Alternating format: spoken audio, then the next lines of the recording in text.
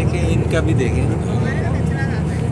वहाँ का कराची का सारा गटर का पानी समंदर में जा रहा है।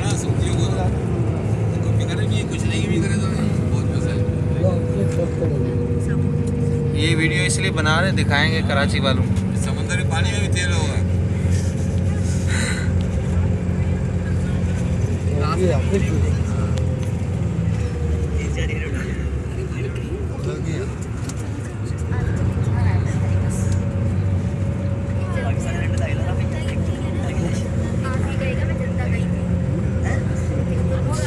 ये जी जद्दा का शहर है जी, देखें कितना खूबसूरत बनाया है। अजय साहबान यहाँ पे नमाज पढ़नी है, नमाज बाद में आधा घंटा चल के आगे भी रुकेंगे समुद्र के पास।